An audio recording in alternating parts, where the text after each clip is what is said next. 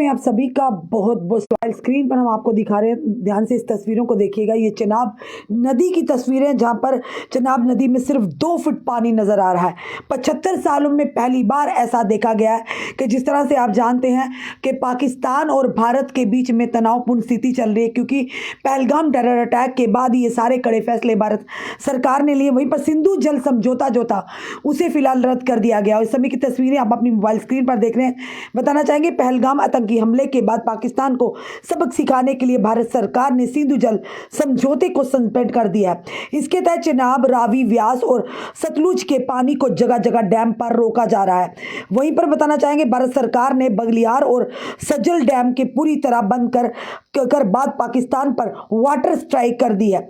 कश्मीर के रियासी सेक्टर में सोमवार दोपहर चेनाब नदी का वाटर लेवल 150 फुट पर आ गया था। पत्थरवादी तही ऊपर आ गई थी। घुटने पर पानी जाकर लोग वीडियो बनाने लगे। इलाके को लोगों ने पहली बार पैदल ही गरजती उफानी चेनाब को पार कर लिया।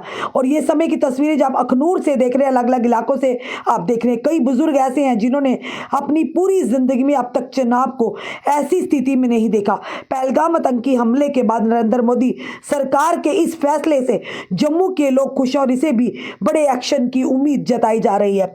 65 साल पहले हुआ था सिंधु जल समझौता।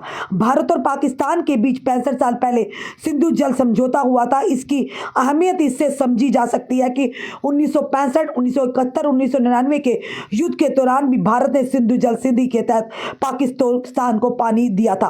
पहलगाम आतंकी हमले के बाद पीएम नरेंद्र मोदी और केंद्र सरकार ने समझौते को सस्पेंड कर दिया। पाकिस्तान की तरफ से दावा किया गया कि भारत के पास सिंधु के पानी को रोकने के लिए इंफ्रास्ट्रक्चर नहीं है।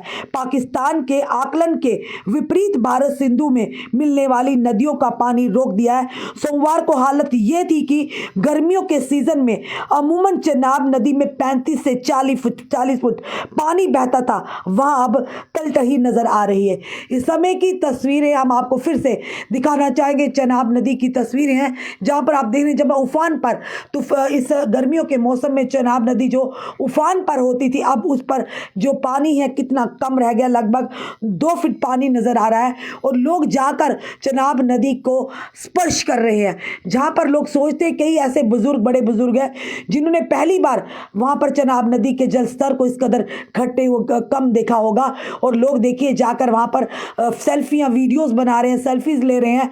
पर ये जरूर कहेंगे कि भारत सरकार की एक और वाटर स्ट्राइक जो पाकिस्तान को दी है, जिसके चलते पाकिस्तान पानी की बूंद बूंद के लिए तरसने के इम्कानात हो सकते हैं। क्योंकि लगातार आप बताना चाहेंगे कि जो डैम्स का पानी है, जो सिंधु जल समझौता था उसे सस्पेंड करने के बाद ही चेनाब, रावी, व्यास और सतलुज के पानी को जगह जगह डैम पर रोका गया। अब इसका क्या सामने रिजल्ट निकल कर आएगा, फिलहाल ये आने वाला समय बताएगा। पर फिलहाल ये जरूर कहेंगे, एक के बाद एक मोदी सरकार है भारत पाकिस्तान पर स्ट्राइक पे स्ट्राइक करती जा रही है।